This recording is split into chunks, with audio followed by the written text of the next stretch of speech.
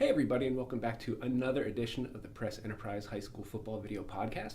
I'm sports editor Tim Hare, and I'm joined again by assistant editor Dan Reilly. Yep. Dan, thank you for being here. I made it. You made it. We both made it. We did. We survived. We survived an election. Until 4 years from now? I mean, they don't just hold elections for president. That's true. So 2 years. Yes. See you then.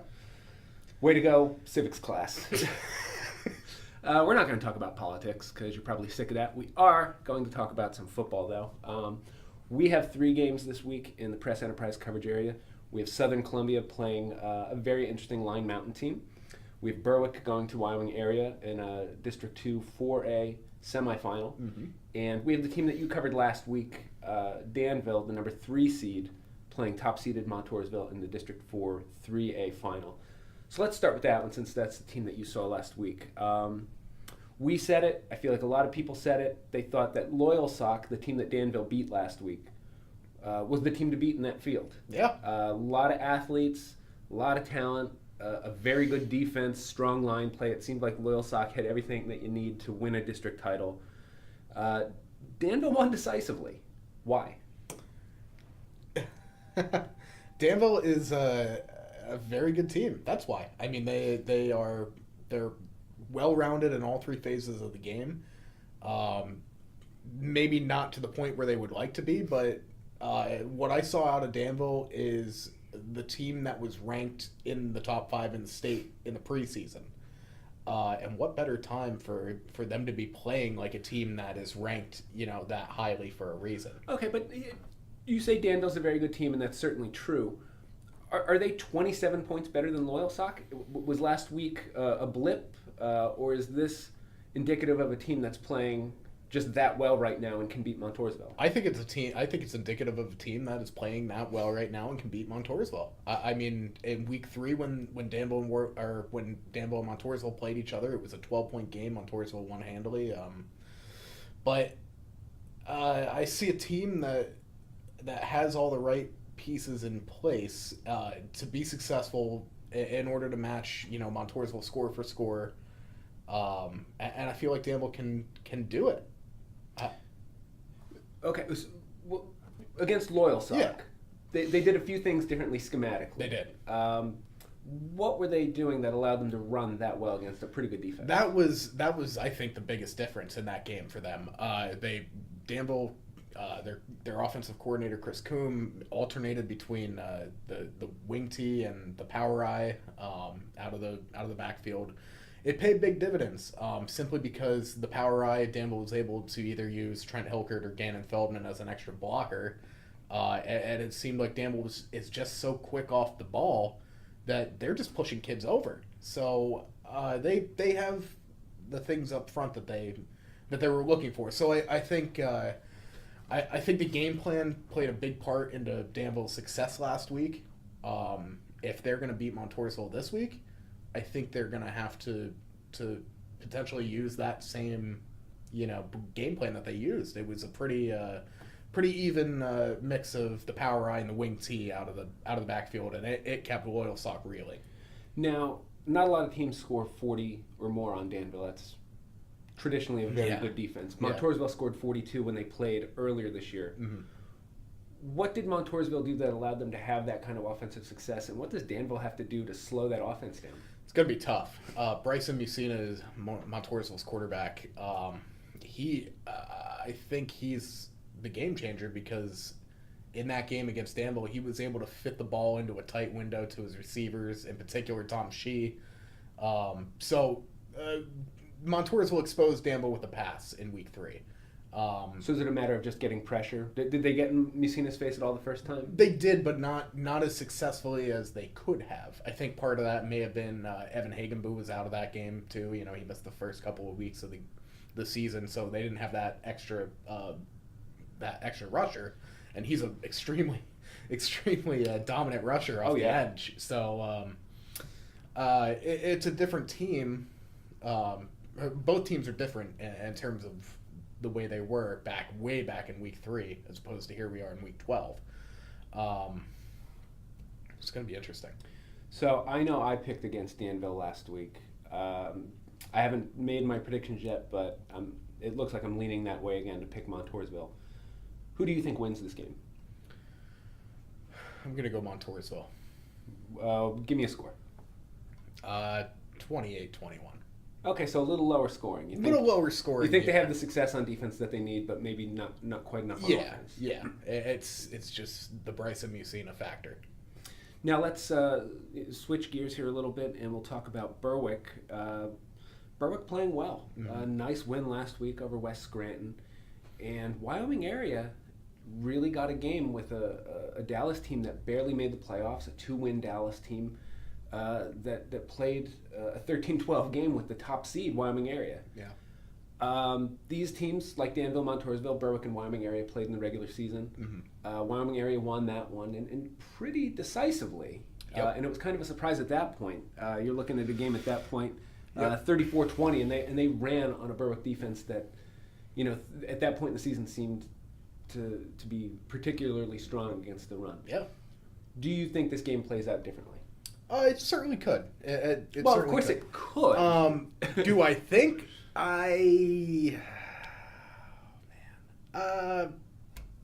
don't know. I really don't know.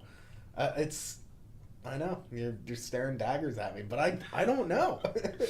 Well, of course you don't know. I mean, I don't think you have like the second sight or anything. Right. But what do you think? Do I see it playing out? Look, Wyoming area was down at Berwick's place the last time. Beat them handily. I mean, that's a huge win to walk out of Crispin with. So Berwick, they want that revenge factor of going up to their place now to get a win. See, I think Berwick wins. Yeah. I like the way they ran the ball last week. I feel like they've got some nice weapons in the passing game. Jared Marshman's playing well. I don't think a lot of people thought Marshman was going to be a threat in the running game. No. And you look at, he had almost 180 yards against Lake Lehman. He's a bigger quarterback, about 230, but yeah, he can move. Yep. And that's a dimension that you can't sleep on. Nope. And then they also have, you look at the receivers they have. Matt Champ, that's a kid who wasn't on the team last year. Nice tall target, basketball player. He's their leading receiver. He gets downfield. He's a nice option. You have Sassini, you have Mike Force, you have Harrison Kuchka.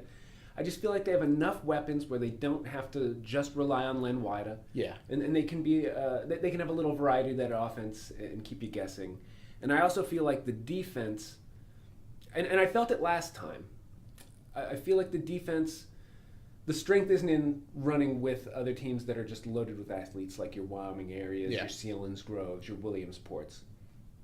I feel like their strength is in stopping the downhill running game.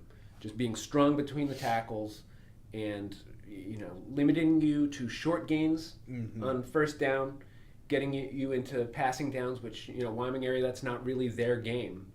I think Berwick's going to be able to do that more often than not and just have Wyoming area in situations where they're going to be uncomfortable. I think they're in a better point now in the season, obviously, that they can execute better than they did the first time around. And I feel like, Frank Sheptock, his calling card is defense. Yes. He's a defensive guy. I feel like he's too good a coach that he's not going to, playing a team a second time, he's going to at least have a few things up his sleeve where he can make a couple adjustments and take some things away from Wyoming area. I like Berwick to win this one. I can see why. They're a team that has taken their lumps this season, so for them to go execute, I can see them doing it. So if you're going to ask me a score, I am going to ask you we'll a go score. Berwick. Maybe you do have the second Yeah, sight. I think you've convinced me. We'll go Berwick 31-28. I'm very convincing. You are. All right, our last game that we have, and I think it's an intriguing one.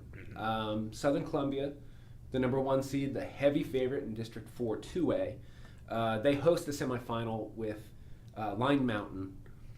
I don't think a lot of teams would be favored against Southern. Certainly Line Mountain isn't. No.